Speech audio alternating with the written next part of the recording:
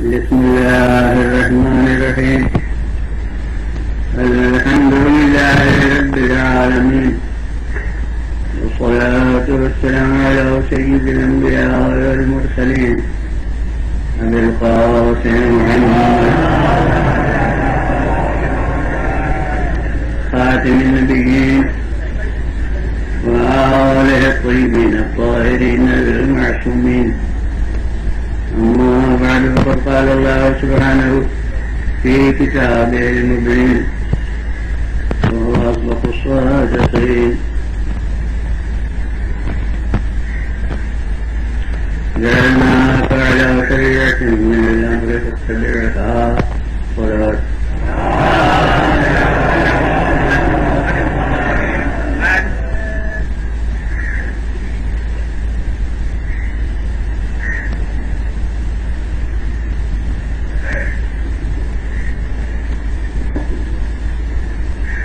شریعت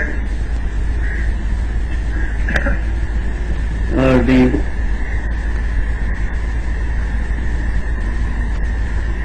اور شریعت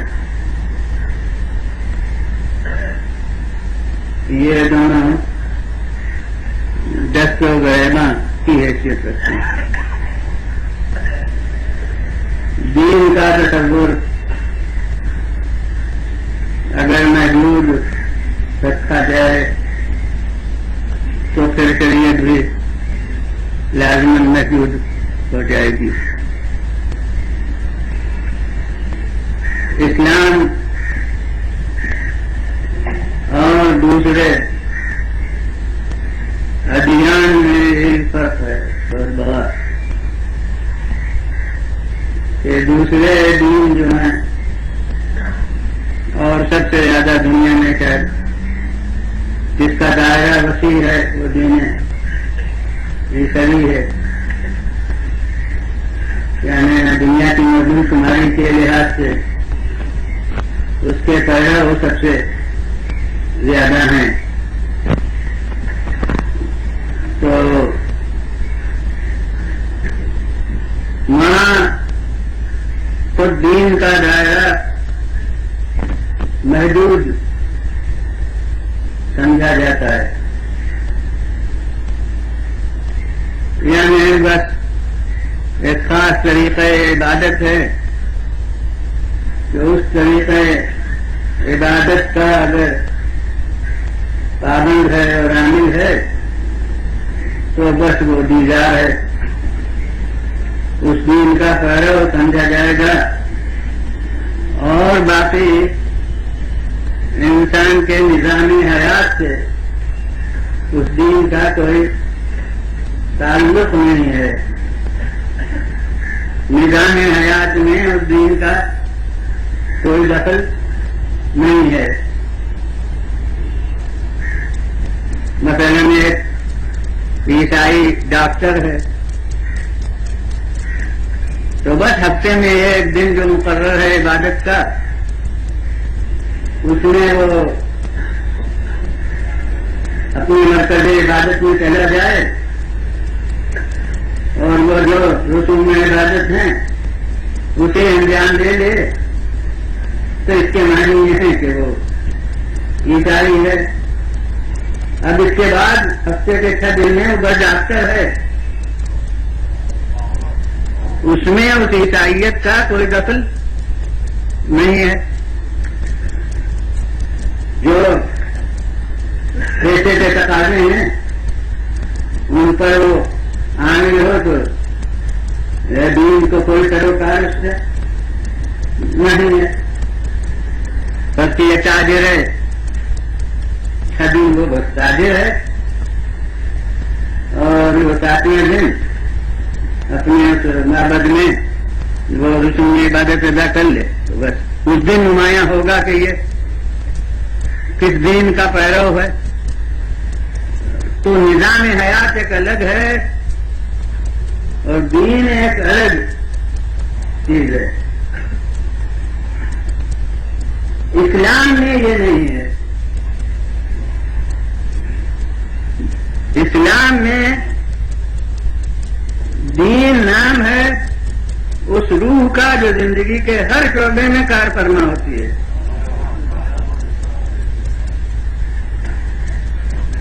یہاں یہ نہیں ہے کہ ڈاکٹر ہے تو بس ڈاکٹر ہے، اس میں دین کا کوئی سوال نہیں، اور تاجر ہے تو بس تاجر ہے، اس میں دین کا کوئی سوال نہیں.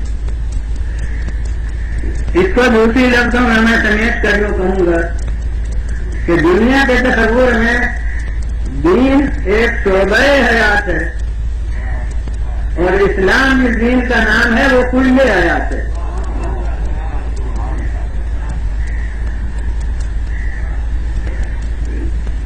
اب ظاہر ہے کہ یہ مستقل موضوع تو میرا خیر نہیں، یہ در حقیقت اسی موضوع کے دور کی حیثیت سے میں عرض کر رہا ہوں، تو اس کے تمام شعبوں کو پھیلا کر نہیں عرض کر سکتا، لیکن ذہن نشین کرنے کے لیے میں کہتا ہوں کہ یہاں ڈاکٹر بھی ہے تو اسے مسلم ڈاکٹر ہونا ہے، تاجر بھی ہے تو اسے مسلم تاجر ہونا ہے. یہ اسلام ہر شعبہ حیات میں اس کے کار فرما ہے. اب کوئی کہے کہ صاحب ڈاکٹر ہونے میں مسلم اور غیر مسلم ہونے کی تفریق کیا ہے؟ تو میں اس کو روزمرہ کی زندگی میں عرض کروں گا کہ مریض ایسا آیا کہ جسے ڈاکٹر سمجھتا ہے کہ معمولی مرض ہے اور ہر ڈاکٹر اس کا علاج کر لے گا. تو اب جو رسمی فیس ہے مقرر وہ بس لے لے کہ وہ ایک عام چیز ہے، لیکن اور زیادہ یہ مول تول کا موقع نہیں ہے، کیونکہ اس کا علاج نہ کرے گا کسی اور ڈاکٹر کے پاس چلا جائے. لیکن اگر کوئی مریض ایسا آیا جسے اس نے اپنے کمال فن کی بنا پر یہ اندازہ کر لیا کہ سوا میرے کوئی اس کا علاج کر ہی نہیں سکتا، تو یہاں پیسے کا تقاضا یہ ہے کہ یہی موقع ہے اپنے فن کی پوری قیمت وصول کرنے کا. یعنی اگر ہم علاج نہ کریں گے تو اس کی زندگی نہیں ہو سکتی. تو اب وقت اس کا ہے کہ جتنے بھی زیادہ سے زیادہ اپنے کمال فن کی قیمت حاصل کر سکتے ہو اتنا حاصل کرو. اس سے کہہ بھی دیا کہ دیکھو میرے جگہ کہیں اور جاؤ گے تو یہ بچ نہیں سکتا. وہ بھی پر کیجیے کہ بہت جگہ کی تو آ کے آیا ہو، تو وہ بھی سمجھتا ہے کہ ہاں بے شک اگر ان کا علاج نہ کروں کہیں اور جاؤں گا تو پھر یہ نہیں بچے گا مریض. تو اب یہ منہ مانگے منہ بولے دان اس کے کہیں اپنے فن کے اتنا پھر دو تو میں علاج کروں گا. تو یہ ڈاکٹر ہونے کے لحاظ سے تو صحیح ہے. پیشے کا گویا عقلی تقاضا، وہ جس کا نام دنیا میں عقل ہے، اس کے لحاظ سے پیسے کا تقاضا یہی ہے. اگر اس نے معمولی فیس کے اوپر علاج کر دیا تو دنیا کے نظر میں بیوقوف ہے کہ یہی تو وقت تھا زیادہ سے زیادہ پیسہ حاصل کرنے کا. یہ تو ہے ڈاکٹر ہونے کا تقاضا. لیکن مسلم ہونے کا تقاضا کیا ہے؟ مسلم ہونے کا تقاضا یہ ہے کہ اگر ایسا مریض ہوتا کہ آپ سمجھتے تھے ہر ایک علاج کرے گا تو آپ جتنا چاہے کہہ دیتے تھے، سب طرح دے دیتے کہ میں اتنا لوں گا. دنیا چاہے آپ کو بیوقوف کہتی مگر اسلام دامنگیر نہ ہوتا. لیکن جب آپ نے سمجھ لیا کہ سوا میرے کوئی اس کی جان نہیں بچا سکتا تو اب اس کا علاج کرنا تو واجب عینی ہے. اب آپ کا فریضہ ہے کہ اس کا علاج کیجیے. ابھی ذیل میں کچھ وصول ہو جائے تو ہو جائے، لیکن اگر آپ مول تول میں رہ گئے اور اس کی جان چلی گئی تو قاتل نفس آپ کا خلاصہ ہوا۔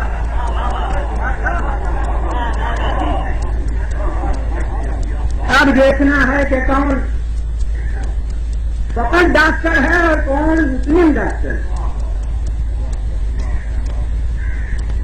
اسی طرح سے اگر آپ تاجر ہیں تو اگر فاضلات زندگی کے تاجر ہیں، فرنیچر کے آپ کا کاروبار کرتے ہیں، اور جو آج کل کے ضروریات زندگی بن گئے ہیں، ہر گھر میں جو کھاتی پیتی زندگی کا جڑ ہے، بلکہ کھانے پینے میں اگر دشواری ہو تب بھی وہ لگاتے ہیں ہے کہ ہر گھر میں موجود، تو اس کے تاجر ہیں آپ، تو چاہے دنیا کی حکومتیں اس کی قیمت مقرر کر دیں اور وہ سب دے رہا ہوں، لیکن اسلام سب دے رہا نہیں ہوتا۔ آپ مختار ہیں، جتنی چاہے قیمت اپنے مال کی مقرر کریں۔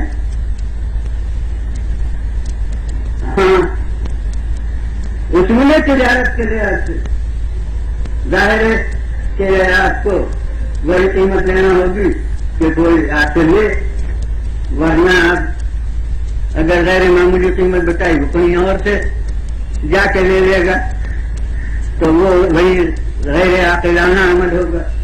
مگر اسلام کو اس میں کوئی مزاحمت نہیں ہے، جتنی چاہے آپ قیمت اپنے پیسے اپنے مال کی مقرر کر دیجئے اور جتنا چاہے آپ لیجئے، لیکن اگر ضروریات حیات کے تاجر ہیں جن میں سب سے زیادہ غلہ ہے کہ بغیر غلے کے انسان کو رزق ملنا ناممکن ہے، عموماً تو جناب والا اگر ضروریات حیات کے تاجر ہیں تو اگر دور ایسا ہے کہ فراواں ہے، جن بازار میں پٹی پڑی ہے، ہر جگہ ہے، تو یہاں وہی پیسے کا تقاضا یہ ہے کہ اب یہ وقت نہیں ہے زیادہ قیمت وصول کرنے کا، کیونکہ ہم مہنگا بیچیں گے وہ کہیں اور سے لے گا، تو یہاں پیسے کا تقاضا یہ کہ نہیں جو ہم نے سو روپے دے دیں۔ لیکن اگر وہ ضروری حیات کی نایاب یا کامیاب ہو گئی تو غلہ مقصود ہے، قحط سالی کا زمانہ ہے، آپ نے کچھ اس نے انتظام سے ذخیرہ کر رکھا ہے کہ جسے خریدنا ہو آپ کے یہاں سے خریدے، کہیں اور سے نہیں لے سکتے، تو دینے والا اب پیسے کا تقاضا یہ ہے کہ یہی وقت ہے زیادہ سے زیادہ وصول کرنے کا، اور ایسے ہی وصولیابی سے جو ماشاءاللہ بہت جاتے ہیں وہ پھر ہذا من فضل ربی لکھتے ہیں۔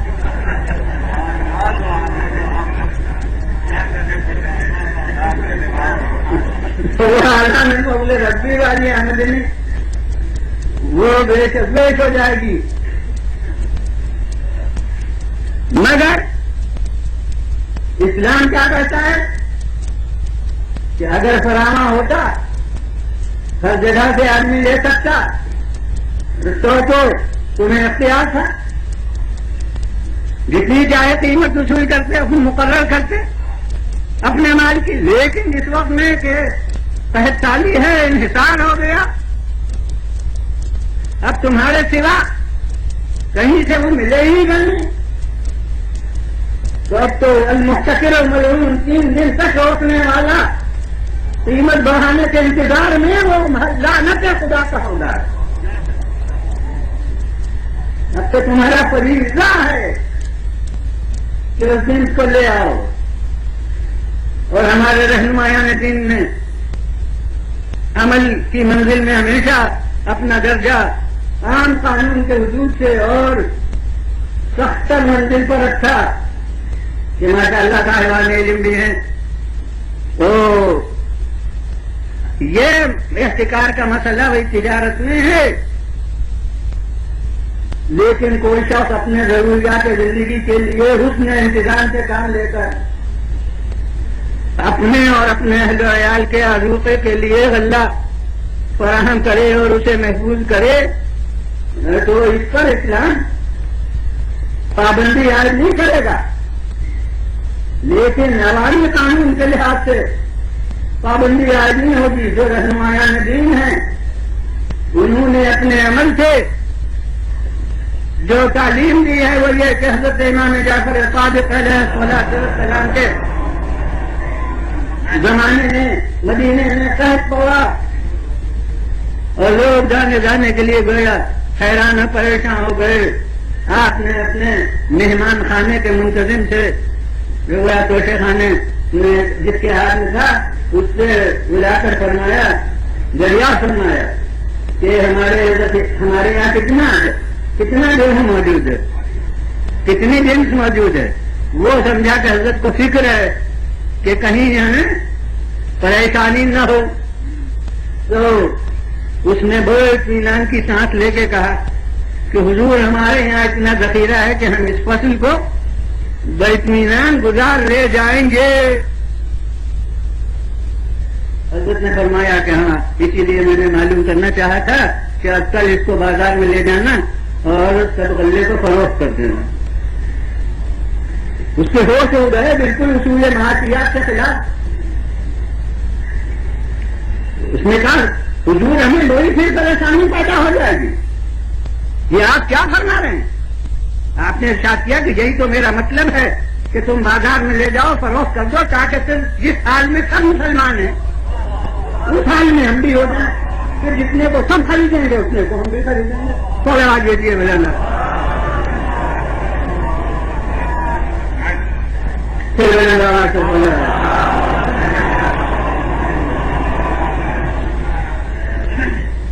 مگر میں نے عرض کیا کہ جو عوامی قانون ہے سب کے لیے جو اصول ہے اس میں یہ کوئی ضروری بات نہیں تھی۔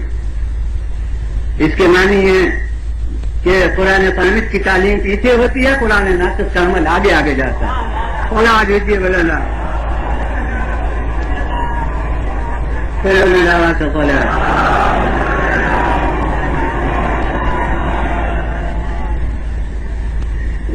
تو یہ دیکھنا آیا کہ کون تاجر ہے اور کون مسلمان تاجر ہے۔ اور اگر مثلا کوئی صاحب ماشاء اللہ وکیل ہیں تو اگر صاف مقدمہ آیا بالکل قرآن سے ثابت کر دینا بہت آسان، جو اس وقت میں پیسے کا تقاضا یہ ہے کہ یہ بہت زیادہ وصول کرنے کا نہیں ہے، کیونکہ وہ تو جیتا ہوا جیسے مقدمہ ہے بالکل قرآن کے لحاظ سے ثابت، لہٰذا میں پیروی نہ کروں گا، کوئی دوسرا پیروی کر لے گا تب بھی اس کا مطلب نکل جائے گا، لہذا ابھی زیادہ مول تول کی گنجائش نہیں ہے۔ لیکن اب ان کی زبان میں برباد کر رہا ہوں کہ بالکل بے جان مقدمہ ہے۔ بے جان مقدمے کا کیا مطلب؟ یعنی ان کے نقطۂ نظر سے بالکل جھوٹا ہے۔ تو اب پیشہ یہ کہتا ہے کہ یہی وقت ہے زیادہ سے زیادہ کمال فن ثابت کرنے کا کہ بے جان کو جاندار بنایا جائے۔ اور اب اسلام کا کیا تقاضا ہے کہ اگر تم نے ناحق کو حق بنانے کی کوشش کی تو باطل پرست ہو گئے، پھر حق پرست نہیں رہے، لہذا ایسا مقدمہ ہی لینا نہ جائے جسے تم سمجھتے ہو کہ یہ بے جان ہے، یعنی حقیقت کے بالکل خلاف ہے۔ تو وہ وصول کرنا زیادہ ہے، کم تو الگ ہے، کم بھی وصول کرو گے تو حرام ہوگا۔ وہ عملی وہ وکالت تھی اس مقدمے میں تمہارے لیے ناجائز ہے۔ کتنا مشکل مسئلہ ہو گیا کہ کون وکیل ہے اور کون مسلمان وکیل ہے۔ اور یاد رکھیے کہ جو ایسا وکیل ہوگا جو میرے کہے ہوئے اصول کا پابند ہو تو وہ تو ناکام ہی وکیل ہوگا۔ عام زبان میں ناکامیاب وکیل، یعنی زندگی میں نہ کچھ کمائے گا زیادہ، نہ کچھ کے یہاں بھیڑ بھاؤ نظر آئے گی، لوگ آئیں گے نہیں کے ساتھ کے تو لیتے ہی نہیں مقدمے کہیں شاذ نادر، اور وہ بھی کوئی صاف مقدمہ ہوتا ہے لے لیتے ہیں، تو یہ فائدہ کیا ہے ایسے وکیل سے؟ تو یہ وکالت ان کی بالکل ناکامیاب ہوگی صرف حق پرستی کی وجہ سے۔ تو ایسے ہی کرسی حکومت پر کوئی آئے گا اور حق کا پابند رہے گا، دنیا کہے گی حکومت ناکامیاب۔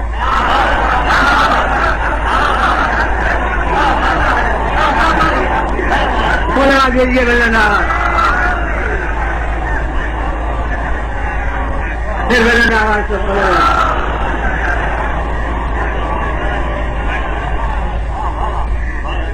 وہ خود یہ کہے گا مختصر الفاظ میں، وہی جسے میں پھیلا کے اتنی دیر میں کہہ رہا ہوں کہ لولا الدین لکنت ادھل، ارے اگر دین نہ ہوتا تو کامیاب ترین سیاستدان میں ہوتا، مگر کیا کروں کہ میرے پیروں میں تو دین کی زنجیریں پڑی ہوئی ہیں، تو آج یہ دین کے دھکالے ہر شعبہ حیات میں، اور جناب میں نے ہر شعبے کو کہہ دیا ماشاءاللہ مجمع میں وکیل بھی ہوں گے، وہ کہیں گے ہم پر ضرب پڑ گئی، ممکن ہے ڈاکٹر صاحبان وہ کہیں ہم پر ضرب پڑ گئی، تاجر چھوٹے بڑے وہ کہیں گے کہ ہم پر ضرب پڑی، تو میں اپنی صنف کو کیوں چھوڑ دوں؟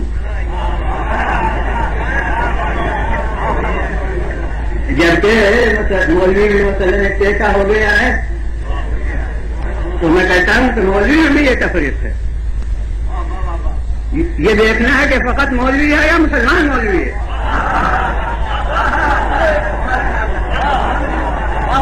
اگر کوئی قصہ آیا، کوئی مسئلہ شریف دریافت کیا اور میں نے بس یہ دیکھا کہ واقعی اس میں کیا حکم شرع ہے اور بلا تکلف میں نے لکھ لیا، تو اس کے معنی نہیں ہوں گے کہ میں مسلمان مولوی ہوں۔ اور اگر کوئی قصہ آیا اور فوراً میرے ذہن میں آیا کہ یہ اس کا جواب جو ہے وہ بڑے آدمیوں میں سے کس کو ناپسند ہوگا اور کس کے مفادات کو اس سے ضرب لگے گی اور کون مجھ سے خفا ہو جائیں گے، اگر یہ سب میں نے لحاظ کیا تو اس کے معنی ہے کہ میں فقط مولوی ہوں، مسلمان مولوی ہوں۔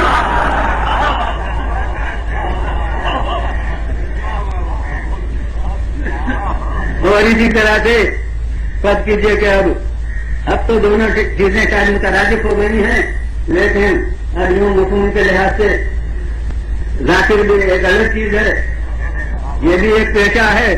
اگر میں ذاکر ہوں اور میں نے ممبر پر آ کے یہ دیکھا کہ حق کیا ہے اور حقیقت کے ثبوت کے کیا طریقے ہیں اور خلق خدا کے لیے مفید اور کارآمد باتیں کیا ہیں، اور جب میرے جو خدا نے قوت گویائی دی ہے تو میں ان باتوں کو پیش کروں جو خلق خدا کے لیے فائدہ رکھا ہے، تو اس کے معنی یہ ہے کہ میں بہرحال مسلمان ذاکر ہوں۔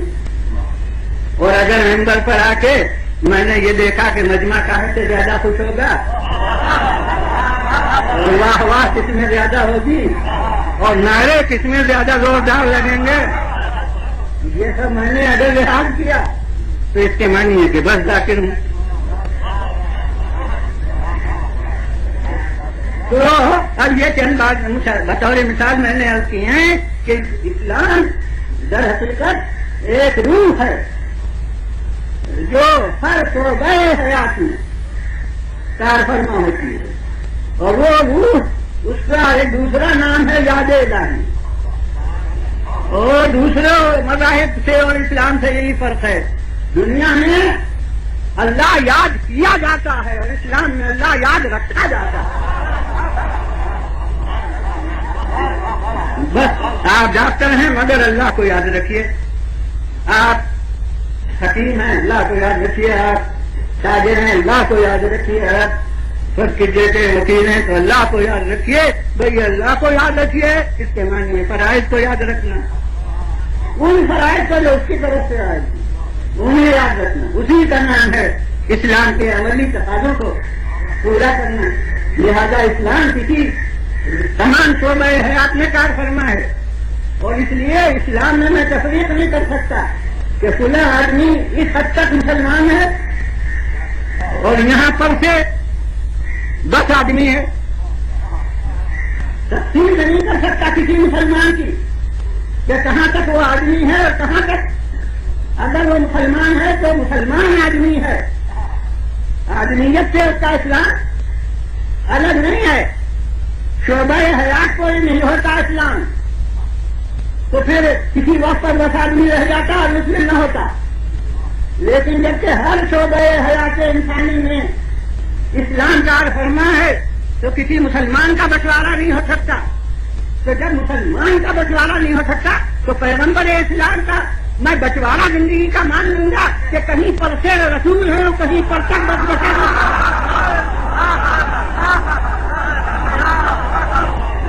بولا بھیجیے بولے نا.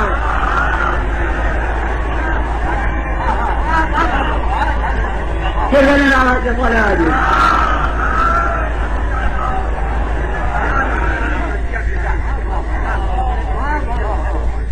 مسلمان اگر مسلمان ہے تو بیرونی زندگی میں بھی مسلمان ہوگا, اندرونی زندگی میں بھی مسلمان ہوگا, باہر کی زندگی میں بھی مسلمان ہوگا, گھر کی زندگی میں بھی مسلمان ہوگا. یعنی تو میں نے پیسے کہے تھے اور نگاہ انسانی کے لحاظ سے اور جو آپ تفریح میں کر لیں, یعنی شوہر ہے تو مسلمان شوہر ہونا ہے, اور زوجہ ہے تو مسلمان زوجہ ہونا ہے, اور باپ ہے تو مسلمان باپ ہونا ہے, اور بیٹا ہے تو مسلمان بیٹا ہونا ہے. یہ ان رشتوں میں بھی وہی روح کا فرما ہے, کیونکہ یہ رشتے بھی حیات انسانی سے متعلق ہیں, اور اسلام وہ روح ہے جو ہر شعبہ حیات انسانی میں ہے. یعنی باپ کی محبت بیٹے کے ساتھ اس کے تقاضے ہمیں معلوم ہیں, لیکن اس محبت کے تقاضے اگر ٹکرا جائیں احکام الہی سے تو کتنی بے درد کہلائیے. مگر اب باپ کے تقاضے پورا کرنا حرام. جو حق پرستی کے تقاضے ہیں انہیں پورا کیجیے. اور اگر شوہر نامدار ہیں تو انہیں دونوں رخوں پر, یعنی بیوی کے مقابلے میں وہ احساس برتری جو شوہر صاحب کو ہوتا ہے اس سے کام لے کر حق سے تجاوز کیا تو عملاً مسلمان نہ رہے, اور اگر بیوی کی خاطر داری کے لیے خلاف حق کر دیا تو عملاً مسلمان نہ رہے. یعنی یہ تو منزل ہے کہ درمیان میں تختہ بند ہے کہ ادھر حرکت کریں تو حق سے تجاوز کے مرتکب ہو سکتے ہیں, ادھر حرکت کریں تو حق سے تجاوز کے مرتکب ہو سکتے ہیں. نہ بیوی پر اپنے شوہر ہونے کے روک ڈال کے کوئی ناروا بات کرنا جائز, اور نہ بیوی کی خاطر سے کوئی بات ایسی کرنا جو حق کے خلاف ہو وہ جائز. اور یہ منزل بڑی سخت, بہت مشکل منزل, مگر یہ کہ دیکھنا ہے کہ کون بس شوہر ہے اور کون مسلمان شوہر ہے. تو کسی شعبہ حیات سے اسلام الگ نہیں ہے. تو جب کسی شعبہ حیات سے الگ نہیں ہے تو پیغمبر اسلام کسی شعبہ حیات میں رسالت سے الگ کیوں کر رہ سکتے ہیں؟ یعنی یہ باپ ہیں تو رسول باپ ہیں اور ہمسایہ ہیں, اور اسی لیے خالق سند عطا فرمائے گا کہ انک لعلی خلق عظیم. آپ عظیم معیار اخلاق یعنی معیار فرائض انسانی کو بلند ترین درجے پر ہیں. صلوات بھیجیے بلند. اور اب یہ کسی سیرت کے جذبے کا موضوع ہے, اس وقت تفصیل سے نیت کرنا ہے کہ اخلاق کا دائرہ ہماری زبان میں محدود ہو گیا ہے, مگر قرآن کی زبان میں اور عربی میں اخلاق جو ہے ہر شعبہ حیات انسانی میں جو انسان کے ملکات نفس ہیں ان سب کا مجموعہ ہے. اخلاق یعنی باپ کا برتاؤ بیٹے کے ساتھ وہ بھی داخل اخلاق، اور شوہر کا برتاؤ زوجہ کے ساتھ وہ بھی داخل اخلاق، اور ایک ہمسائے کا ہمسائے کے ساتھ برتاؤ وہ بھی داخل اخلاق، اور بجائے خود آدمی کے اچھے اوقات جو بحیثیت انسانیت میں ہونا چاہیے وہ بھی مقتضائے اخلاق، تو بس سمیت کے اس کا نتیجہ کر دوں کہ اپنے رسول کو جو خالق نے یہ کہا کہ انک لعلی خلق عظیم، اے پیغمبر آپ عظیم خلق کے درجے پر فائز ہیں، اور یاد رکھیے کہ کوئی چھوٹا کسی چیز کو بوا کہے تو وہ بوے ہونے کی سند نہیں ہے، لیکن اللہ اکبر جو ہر بڑے سے بڑا ہے، وہ میں کہتا ہوں کہ دنیا اخلاق میں آدم سے لے کے خاتم تک اپنے نگاہ وجوبی سے جائزہ لے کر وہ ایک خلق کو عظیم کہہ رہا ہے، تو معلوم ہوتا ہے کہ دنیا ایک بشا میں اس سے آگے عظیم خلق کا تصور نہیں تھا جسے خالق نے خلق عظیم خدا دیجیے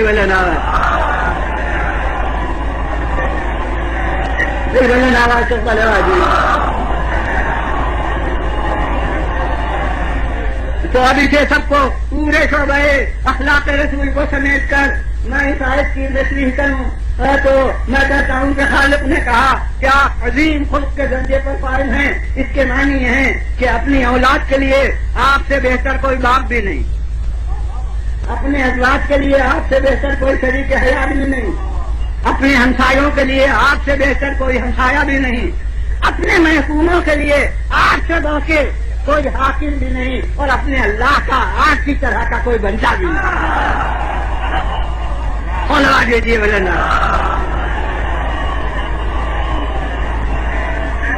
پھر بلند آواز کو مولا۔ تو اب جب سے دین ہے نظیر ہے، جب سے دین کسی ایک شعبہ حیات سے متعلق نہیں ہے بلکہ جتنے زندگی کے شعبے ہیں ان سب سے دین متعلق ہے، تو اس لیے قانون دین یعنی شریعت اسلام بھی کسی ایک شعبہ حیات سے، کسی ایک میدان زندگی سے متعلق محدود نہیں ہے، اسی سے وابستہ نہیں ہے، بلکہ پورا نظام حیات وہ در حقیقت شریعت کے حدود کے اندر ہے، کوئی نہ کوئی حکم شرع اس کے لیے موجود ہے، اب وہ واجب ہو، حرام ہو، مستحب ہو، مکروہ ہو، مباح ہو، اتنے قسم کے احکام شریعت کے ہوتے ہیں نا، تو کوئی آپ کا عمل نہیں ہو سکتا جو ان احکام کے دائرے سے باہر ہو، کہ کوئی کہے کہ جی اس کا شریعت سے کیا تعلق، کیا شریعت سے تعلق، یعنی یہ پوچھنا کہ یہ واجب ہے، حرام ہے، مستحب ہے، مکروہ ہے، مباح ہے، کیا کچھ نہیں، اس کا شریعت سے کیا تعلق؟ ارے جناب اس شریعت سے بھائی معنی تعلق نہ صحیح کہ واجب نہ ہوگا، ان معنی سے تعلق نہ صحیح کہ حرام نہ ہوگا، یعنی کوئی لازمی پابندی وہاں پر نہیں ہوگی، لیکن وہ شریعت سے کوئی تعلق ہی نہیں، کم سے کم یہ تو دیکھنا ہے آپ کو کہ یہ جائز ہے یا نہ جائز، جائز ہے تو پھر وہ سب قسمیں ہیں، واجب اور مستحب اور مکروہ اور مباح، یہ سب جائز کی قسم ہے، اور ناجائز کے معنی حرام کے ہیں، تو اب جو حرام کے دائرے میں اب وہی شرع سے متعلق ہے، نہیں کوئی عمل آپ کا ایسا نہیں جس کا کوئی نہ کوئی حکم شریعت میں نہ ہو، جتنے احکام شریعت کے ہیں ان کا دائرہ آپ کی پوری زندگی پر حاوی ہے، تو کوئی زندگی کا آپ کے عمل جزئی سے جزئی وہ ایسا نہیں فرق کیجیے کہ آپ اپنے جگہ پر بیٹھ کے صرف اپنے ہاتھ کو گردش دیا کریں، کوئی کہے کہ شرع میں کیسا کہ حکم ہے، اپنے شرع سے اس کا کیا تعلق؟ جی نہیں، اسے بھی دیکھنا ہے کہ یہ جائز ہے یا ناجائز ہے، اپنی جگہ بیٹھ کے آپ لا گردش دیا کریں ہاتھ کو، جائز نہیں ہوگا اگر نماز کی حالت میں آپ نے مسلسل ہاتھ کو گردش دی، تو یاد رکھیے کہ فعل قلیل بھی کثرت کی صورت میں کثیر بن جائے گا، تو وہ مشکل ہے نماز ہو جائے گا. تو اب آپ سمجھتے کہ یہ اس کا ہاتھ کے ہلانے کا کوئی حکم ہی نہیں تھا کرم؟ جی نہیں، وہ اپنی جگہ ہوتا تو بھی حکم تھا، مباح تھا. اور اب اگر نماز کے حیت کے اوپر وہ اثر انداز ہے تو بھی حکم اس کے لیے ہو گیا، حرام ہو گیا. یہ آپ کا کلام، یہ کلام بھی آپ کا، اس کا بھی کوئی نہ کوئی حکم. یہ زبان کی گردش ہے. آج کی گردش تو دکھائی نہیں دیتی لوگوں کو. یہ زبان کی معمولی سی گردش، یہ چھوٹا سا جز، اس کے ساتھ تو اتنے احکام کا تعلق ہے. زبان کی گردش ہوئی اور اس نے فساد پھیلا دیا کہ یہ گردش زبان حرام ہے. کتنی بڑی حرام کہ وہ فساد فی الحال کا مصداق بن گئی. یہ گردش زبان اس نے خلق خدا کو گمراہ کر دیا. تو اب یہ آدمی مضلین میں گمراہ کرنے والوں میں داخل ہو گیا. یہ چھوٹی سی زبان کی گردش سے کتنے بڑے شعبے حلال و حرام کے متعلق ہو گئے. تو جناب کوئی جز ایسا نہیں کہ جو حدود شریعت سے باہر ہو. کوئی چیز ایسی نہیں، کوئی گردش و سکون، نہ جنبش نہ سکون، کوئی بھی قسم افعال انسانی کی ایسی نہیں ہے جو حدود شریعت سے باہر ہو.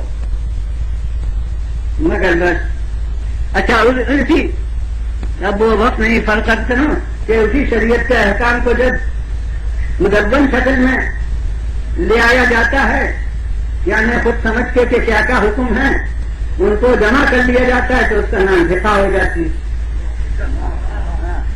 وہ فقہ کوئی الگ چیز نہیں ہے، وہ احکام شریعت سے مجموعی کو کہتے ہیں. اس لیے فقہ سے ابواب آپ دیکھیے کتنے وسیع.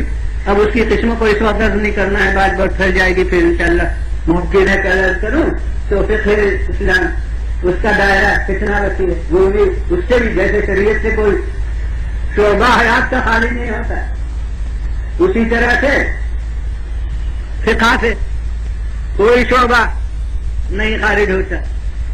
لیکن کم سے کم جس فقہ کا میں علمبردار ہوں اس سے اس وقت بیٹھنے کے نام اس کا کیا دنیا نے رکھ دیا ہے اور حقیقت میں کیا کہنا چاہیے اسے بھی اس وقت نہیں یاد کرنا ہے.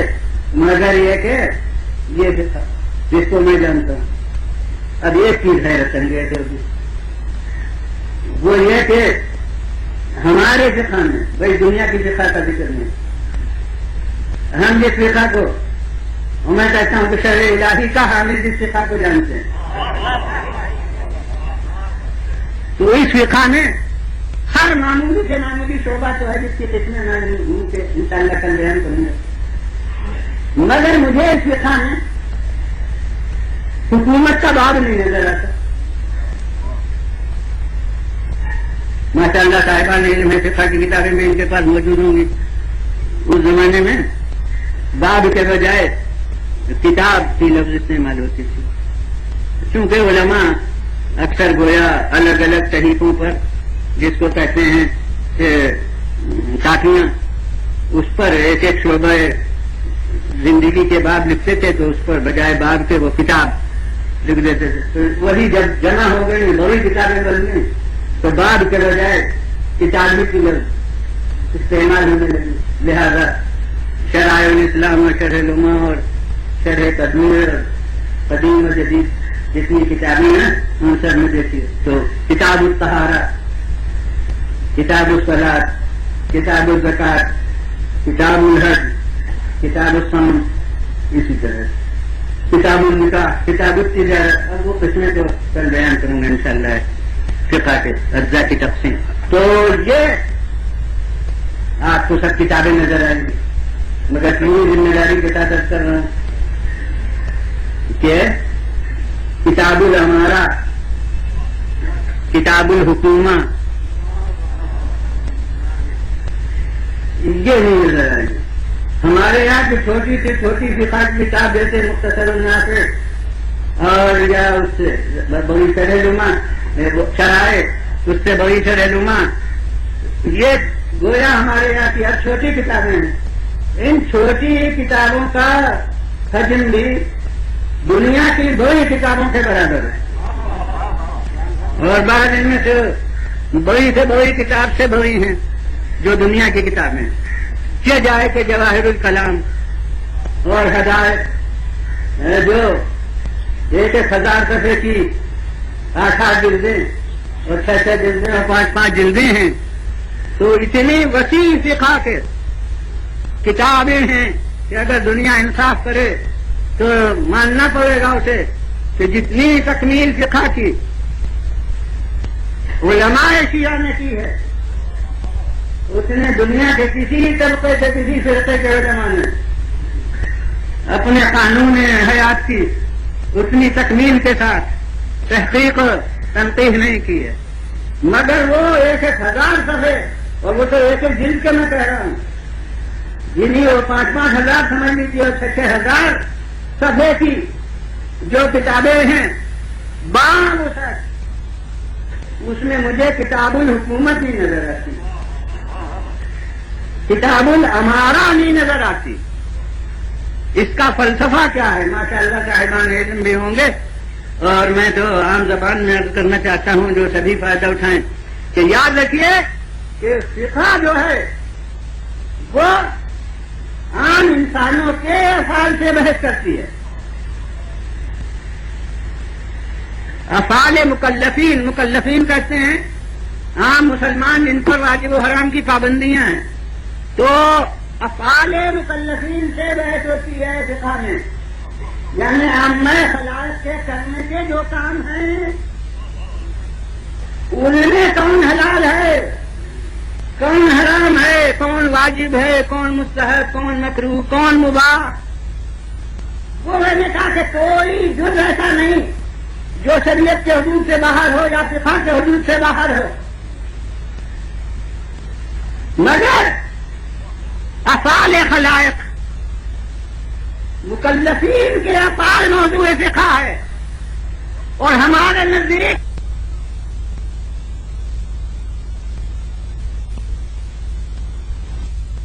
افعال وہ ہیں جو ہمارے کرنے کے ہیں، اور افعال خدا جو ہیں وہ تو ہمارے ماننے کے ہیں۔ حاکم ہمیں بنانا ہوتا تو فقہ نہیں آتا کہ کسے حاکم بنائے اور کسے نہ بنائے، وہ بنانا ہمارا کام ہی نہیں تھا، وہ تو اس کی طرف سے حاکم ہوتا ہے۔ وہاں ہمارا کام ہے سمجھنا کہ کون ہے، اور یاد رکھیے کہ جہاں سمجھنا کام ہو وہ اصول دین میں داخل ہوتا ہے، فروع دین میں داخل نہیں ہوتا۔ جہاں مقصد عمل ہو وہ فروع دین میں، اور جہاں مقصد سمجھنا ہو ماننا ہو وہ اصول دین میں۔ اس لیے وہاں کام ہمارا سمجھنا ہے کہ کون اس کی طرف کا حاکم ہے، کچھ کرنا نہیں ہے تاکہ عالم صاحب سے آ کے پوچھئے کہ اس کا حکم شرع کیا ہے، ہمارے عمل سے متعلق نہیں ہے، وہ تو اب کیا ہے سمجھنا ہے۔ رسول کے بارے میں ہمارا کیا کام ہے؟ معرفت حاصل کرنا۔ آخرت کے بارے میں کیا کام ہے؟ اعتقاد کرنا کہ قیامت آنے والی ہے، اور اسی طرح جو رہنما دین ہو حاکم شرع ادھر کا، اس کے بارے میں ہمارا کام ہے پہچاننا سمجھنا۔ اسی لیے ہاں یہ حدیث آ گئی کہ من مات ولم یعرف امام زمانے مات میتۃ جاہلیہ، جو دنیا سے اٹھ جائے اور اپنے امام زمانہ کی معرفت نہ حاصل کرے تو اس کی موت جاہلیت کی موت ہوئی۔ میں نے دیکھا ہے ہمارے اہل قلم اور اکثر مقررین بھی روارہی میں کہہ دیتے ہیں بالکل متفق علیہ حدیث متواتر ہر فرقہ اسلامی میں، مگر میں کیا کروں، مجھے تلاش سے اہل سنت کے زمانے میں ان الفاظ میں یہ حدیث نہیں ملی۔ ہمارے یہاں تو متواتر ہے من مات ولم یعرف انہی الفاظ میں، لیکن میں نے تلاش کیا تو مجھے زمانے میں جمہور امت کے ان الفاظ میں یہ حدیث نہیں ملی۔ صحیح مسلم کی حدیث یہ نتیجہ وہ ممکن ہے یہ نکلے کہ من ماتا ولیسا فی عنقہ بیعۃ ایمان فقد ماتا میتۃ جاہلیہ. جو مر جائے اور اس کی گردن میں کسی ایمان کی بیعت کا حلقہ نہ ہو.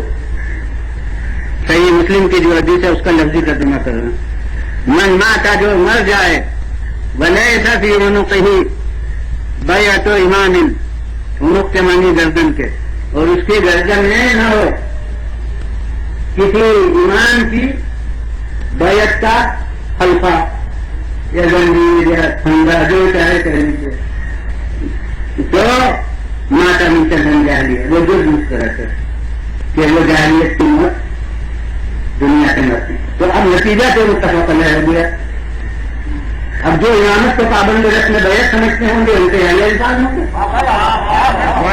اور جہاں رسم بیعت کوئی چیز ہی نہ ہو وہ بس حقیقت کا ثبوت ہو وہاں اتنا ہوگا کہ من ماتا وجہ نہیں آئے. جو امام زمانہ کو نہ پہچانے بیعت کرنے سے کیا ہوتا ہے؟ بیعت کرنے سے ہم کریں گے نبی کی بیعت نہ کریں تو وہ پھر وہاں کریں. بیعت کرنا تو ایک رسم ہوتی. تو جناب والا نتیجہ بہرحال یہ ہے. اب ماشاء اللہ آپ کا ذوق تو ذوق انداز سماج سے ظاہر ہے, چاہے غیر کتنے ہی دلچسپ میرا بیان ہو لیکن آپ اتنے ہی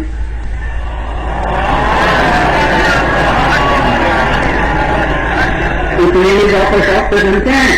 تو یہ آپ کی محبت وہ تو ظاہر ہے آپ کے انداز سے, لیکن یہ کہ بہرحال وقت ہو گیا ہے تو اس لیے میں اب آگے نہیں بڑھوں گا. بہرحال ایک واقعہ یاد دلاؤں گا کہ میں ان کے نام وغیرہ سے کچھ نہیں واقف تھا. اس کے بعد واقف ہوا ایک دفعہ مسجد سے نماز پڑھ کے نکل رہا تھا کہ ایک نوجوان اور ایک ان کے ساتھ وہ دو آدمی مجھے میرے ختم نماز کے بعد میرے بعد تو وہ ساتھی نے ان کے تعارف کرایا کہ یہ اکبر الہ آبادی کے بھانجے ہیں. ممکن ہے اس خاندان کے کوئی صاحب وہاں تو وہ سمجھیں کہ وہ کون نوجوان تھے. تو وہ کہا کہ یہ اکبر الہ آبادی کے بھانجے ہیں اور یہ دائرے شیعت میں آتے ہیں. تو ایسے لوگوں سے میں یہ ضرور لیتا ہوں کہ کیوں خوش نہیں ہو لیتا ہوں, پوچھتا ہوں کہ کیوں سے کیا وجہ ہوئی, کیوں دائرے شیعت میں کیوں آئے. تو صاحب انہوں نے جو واقعہ بیان کیا اب آپ غور فرمائیے کہ وہ بہت سو کی نظر سے گزرتا ہوگا جتنوں نے یہ کتابیں پڑھی ہیں سب کی نظر سے نظر وہی نہ جانے توفیق الہی کس کی آنکھیں کھول دیتی ہے. تو انہوں نے جو واقعہ بیان کیا وہ میں عرض کرتا ہوں, اس کا کوئی تبصرہ زیادہ نہیں کرنا. بہرحال سنی ہوئی بات نہیں کرتی اور میں کہتا ہوں کہ دیکھیے ذہن یعنی میرے ذہن میں اس سے پہلے یہ بات نہیں تھی کہ مجھے الحمد للہ اس کے تقاضے کو مانتا رہا تھا, لیکن یہ کہ یہ لوگ استدلال کا جس سے ان کی آنکھیں کھلی وہ کہتے ہیں انہوں نے بیان کیا مجھ سے یہ کہ اکبر الہ آبادی مجھے عالم دین بنانا چاہتے تھے تو سیاح ستہ تک مجھے پہنچا دیا اور سیاح ستہ کے لیے ایک معلم مقرر کیا, یعنی ان کو باقاعدہ معاوضہ لیا جاتا تھا اور ظاہر ہے کہ وہ خود ان سیاح کو پڑھے ہوئے تھے ان کو روپیہ دیا جاتا تھا اور وہ مجھے پڑھانے آتے تھے مولم. تو جناب میں سیاح ستہ پڑھ رہا تھا تو میرے سامنے صحیح مسلم کی یہ حدیث گزری کہ جس کے گردن میں کسی ایمان کی بیعت نہ ہو تو اس کی جاہلیت کی موت ہوئی. یہ حدیث پڑھ لی, میرے ذہن میں کوئی خیال نہیں آیا.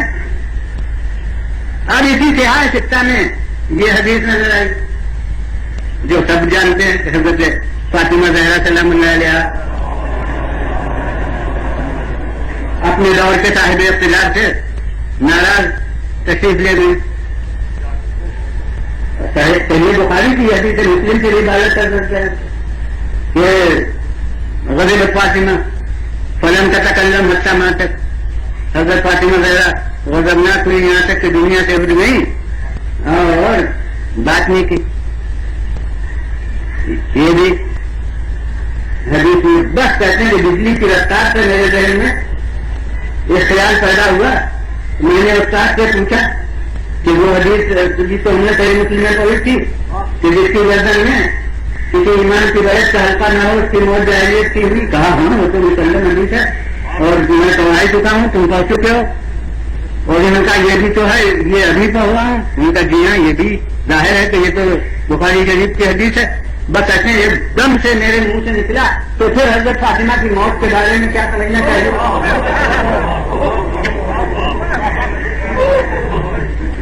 بس یہ میرا کہنا تھا کہ وہ توبہ توبہ کرنے لگے، منہ پر تماچے اپنے لگانے لگے اور کہنے لگے کہ یہ کیسا ہم نے تمہارے ذہن میں خیال پیدا کیا ہے. وہاں اللہ بیوی فاطمہ اور سیدۃ النساء اور ان کے بارے میں تم اس طرح کا تصور کر رہے ہو. توبہ کرو، انابت کرو بارگاہ الہی میں.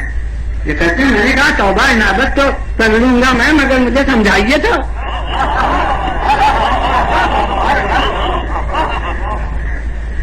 مگر وہ بس توبہ ہی کراتے رہے.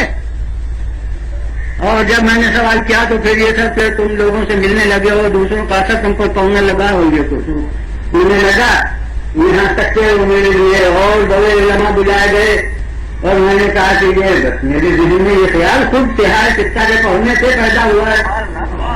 تو میری تسلی بس کر دیجیے اور میرے اوپر نواز و نصیحت کا کیا اثر ہے. وہ جو بات میری ہے تو یہ نتیجہ یہ ہوا کہ بہت واضح کہہ دیا گیا کہ اس کا قلب سیاہ ہو گیا اور یہ اس کی ہدایت نہیں ہو سکتی. اور اس کے بعد وہ کہتے ہیں کہ اکبر الہ آبادی سے بڑے تعلقات سے وہ مقاصد سے بھی ثابت ہوتا ہے کہ وہ کہتے ہیں کہ مجھے پھر خواجہ حسین رحمانی صاحب کے پاس بھیج دیا.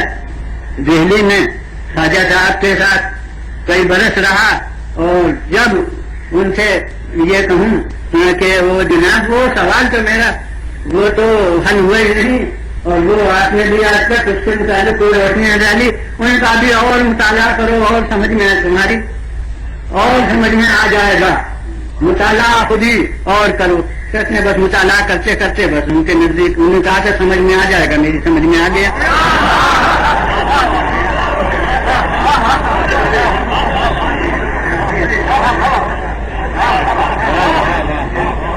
اب وہ سامنے کی بات معلوم ہوتی ہے مگر میں سب کہتا ہوں کہ میں نے بہرحال سب دیکھا تھا پہلے لیکن یہ کڑیاں ملا کے اس طرح سے دینا سوگرا مرتب نہیں کیا تھا.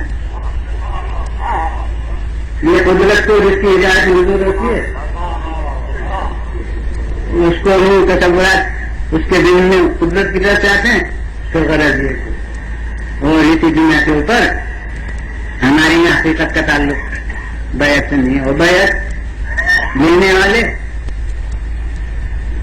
اب میں نے عرض کیا اب پہلے ہی معذرت کر چکا کہ وقت بہت ہو گیا ہے اور غالباً بہت سے زیادہ بیان ہو گیا تو اب آگے بڑھنا چاہتا ہے کہ اب یہ ہستیاں دنیا کہتی ہے کہ اتنے زمانے کے بعد کسی نے بیعت کر لی. کسی کو کہتے ہیں کہ وہ جب سلحنامہ ہوا تب بیعت ہو گئی. مگر میں کہتا ہوں کہ اگر کسی نے اس سلسلے میں سے بیعت کی ہوتی تو حسین کی بیعت کے لینے کے لیے اتنی طاقت ترک نہ کی جاتی. معلوم ہوتا ہے جیسے مدت سے دنیا میں صاحبان اقتدار کو حسرت تھی کہ میں سے کوئی بیعت کر لی.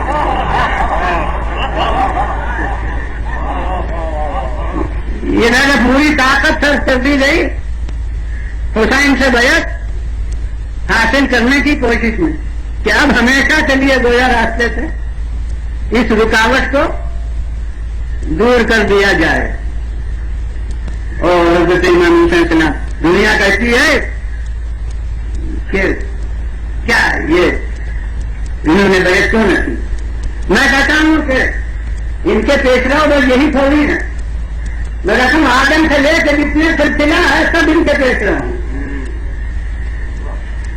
تو کس نے اپنے دور میں اپنے وقت کے صاحب اقتدار کی بیعت کی تھی.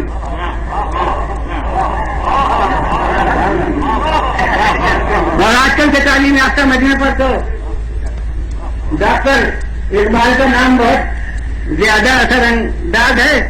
میں کہتا ہوں ڈاکٹر اقبال کی زبان میں انہوں نے تو کہا کہ وہ موسی و فرعون شبیر و یزید ان دو قوت الحیات آمد جدید وہاں نام تو خیر موسیٰ اور فرعون کا بھی لے دیا ہے، مگر بعد میں سب کو سمیٹ کے کہہ دیا ہے کہ زندہ اب قوت شبیری ہے، اب موسیٰ کرنا نہیں ہے، اب ہے حق زندہ شبیری طاقت سے. اس کے معنی کہ جو موسیٰ میں کار فرما تھی وہ بھی شبیری طاقت تھی، اور جو ابراہیم میں کار فرما تھی وہ بھی شبیری طاقت ہے. تو اس کا مطلب یہ ہے کہ زبان ہے، اصطلاح ہے اقبال میں ازل سے لے کے ابد تک جتنے حق پرست ہوں وہ اپنے دور سے شبیر ہیں، اور اس کے بالمقابل لازم ہے کہ جتنے باطل پرست ہوں یا جتنے طاقت باطل کے نمائندہ ہوں وہ سب اپنے دور سے یزید ہیں. تو اب اس محاورے کو سامنے رکھ کر میرے چند جملے جو استثار کی بنا پر حفظ ہو سکتے ہیں وہ سن لیجیے اور اسے محفوظ رکھیے کہ میں کہتا ہوں کہ کسی دور کے شبیر نے کسی دور کے یزید کی بیعت نہیں کی.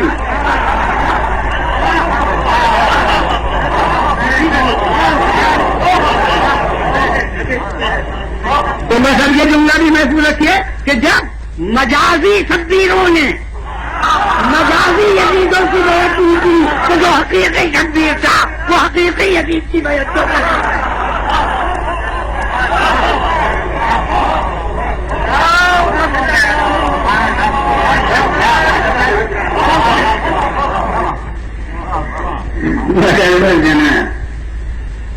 بیعت نہ کرنا وہ کسی کے لیے پھولوں کی تیز ثابت نہیں ہوگا.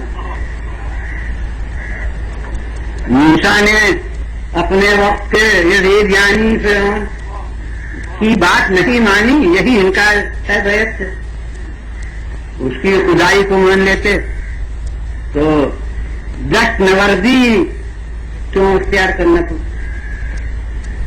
دنیا جانتی ہے کہ اسی جنگل میں جناب موسیٰ کی بھی وفات ہوئی اور اسی جنگل میں جناب ہارون کی بھی وفات ہوئی، اور جناب ابراہیم اگر نمرود کی خدائی کو مان لیتے تو آگ میں کیوں پھینکے جاتے.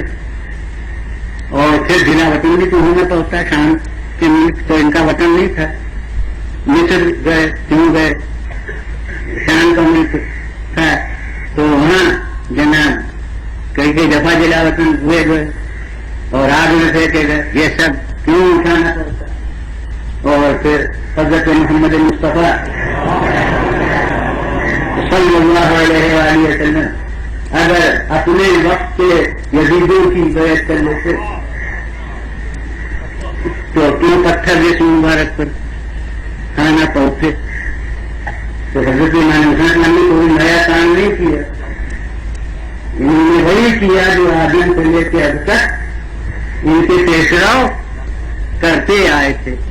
مگر پھر بھی میں یہ کہتا ہوں کہ واقعہ کربلا کی مثال نہ غلیم میں ہے اور نہ قریب میں. کوئی کہے گا یہ دونوں متضاد باتیں ہیں. ابھی تو آپ نے کہا کہ انہوں نے کوئی نیا کام نہیں کیا، وہی کیا جو ہمیشہ ہوتا ہے. اب آپ کہتے ہیں کہ اس کی مثال نہ غلیم میں ہے نہ قریب میں ہے، یہ دونوں متضاد ہیں. میں کہتا ہوں کہ میں پہلی بات کوئی بھولا نہیں ہوں، اس کو سامنے رکھ کے دوسری بات کہی ہے نہیں، بس معمولی بالکل اردو زبان کے دو جملے ہیں جو شاید اپنی حقیقت کو نمایاں کرتی ہیں. میں کہتا ہوں کہ انہوں نے کوئی نئی بات نہیں کی، انہوں نے وہی کیا جو ہمیشہ ہوتا آیا تھا، مگر ہوا ان کے ساتھ جو وہ کبھی نہیں ہوا.